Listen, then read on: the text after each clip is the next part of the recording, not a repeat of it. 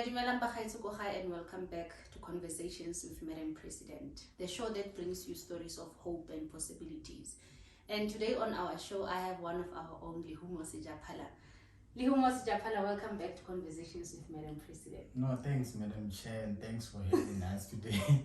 After so much time of trying to pull things together and to actually have this. So yeah, I appreciate the opportunity. No, thank you so much. I'm so grateful that finally we are here and we are able to unpack this. I wouldn't say difficult, but it's one of deep topic not everyone talks about.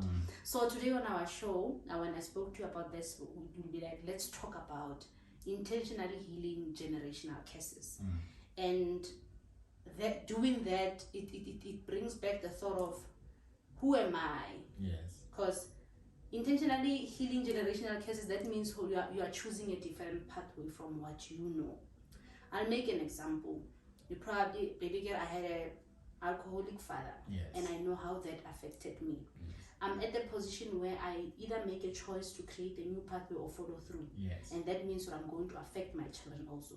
And when you intentionally say, I'm healing this, you're like, nope, it didn't work. It affected me. To this day, I'm still dealing with traumas and demons because of what he did to me, or what that kind of parenting has affected me, how I see things, how I perceive life, how I perceive family. Because to some extent, some people have made a decision, I don't want children, simply because of what was done to them before. They don't know what is a healthy family. They don't know what is... So it's more informed by our experiences. So us talking about intentionally healing generational cases, I want us to discuss this from a man's perspective.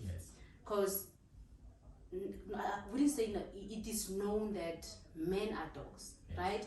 And everyone is under the same blanket. Men are dogs. And when you say I'm a dog, what should I what's the need for me to prove to you that I'm not a dog? So I just what you already said to me, I'll show you the very same thing that you said to me. So I want us to unpack, you know what is it that we are healing as young people, and how do you get to a space where you are conscious of, man, this has not been working for over time, and I'm not comfortable continuing this kind of culture, whether it's that culture of poverty, whether it's that, so it's this is really deep. So tell us who you are before we get into the topic. Where do you come from? Where is home? Where did you grow up? And all those, we need to know who is Lihumo Sijapala. No, I think I've done my best in the last 5 to 7 years to avoid talking about who am I, and the time is now. So I think I cannot dodge the question anymore. So Lihumo Sijapala, it's a young boy from the rural communities of Limpopo, somewhere in Bulawayo. So I grew up in a context where there were family feuds, you know. I think I made an attempt sometime last month to tell a story of how I actually grew up and the circumstances that I was confronted with. Although I do not like to think of myself as an exceptional person or somebody who grew under exceptional circumstances, because I think my story is more like the story of many young people in South Africa, particularly in the black community. So, but I grew up in an environment where my mother is Pedi and my father is Gumulubedi. Okay. Understand? So my father took somebody from a different cultural background, and then he married a woman who's a Pedi, and that woman had a difficulty of being accepted into the family unit. By family unit, I also mean the nuclear family and extended family. So this is a lady who was, I would like to think of her as a reject of the family clan, understand, because she's somebody who was excluded from almost everything that was happening in the family, in the extended family. You speak about ceremonies, you speak about events, everything else. I think she was somebody who would be called only when it's time for cooking and all of those minor jobs, but because she had nothing to contribute, at least financially speaking, then she was somebody who was excluded from much of the happenings around the extended family members. And I speak this with respect to those who might come back and want to watch, because it's not a story that I'm fabricating for the camera. And I love that because it's speaking to what we are speaking about. When you are conscious of what has happened, what rejection did, because it's pain. Trust me, it's pain.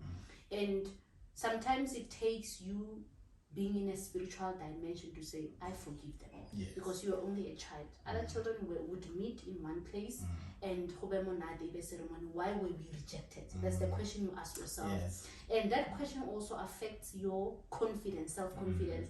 To some extent, your beliefs to say, I'm not worth it. Because these people that they give me a perception of I'm worth nothing.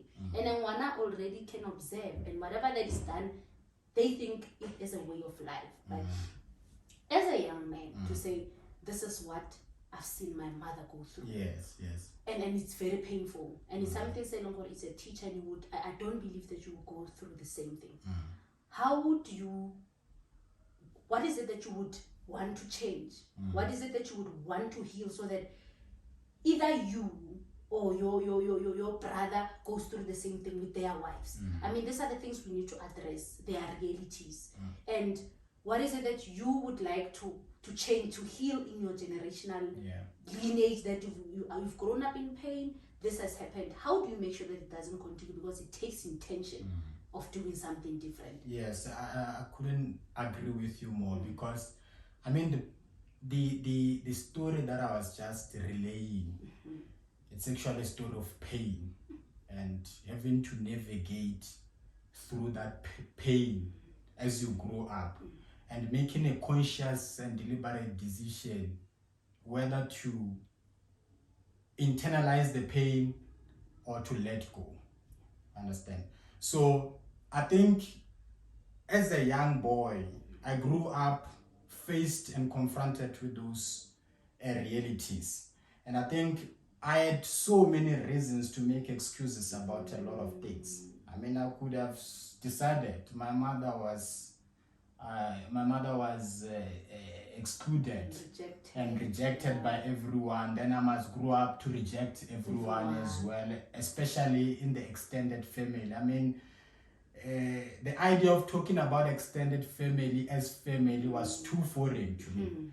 Understand? So as you grow up, you start to understand maybe it was out of not knowing and out of predicting the future and making decisions based on the current circumstances to decide how to treat people, because I think that is the mistake that we mostly make. In terms of trying to challenge those patterns, I think just as an example, I think I made a conscious decision, for instance, that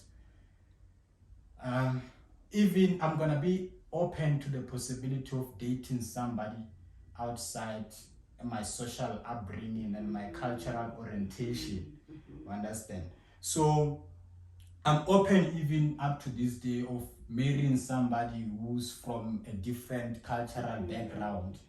And precisely because it's a conscious decision I'm taking to challenge those stereotypes, to challenge those negative patterns that I grew up seeing. And I get so much frustrated when I see those things playing out even to this day, even in instances where I can play a positive role.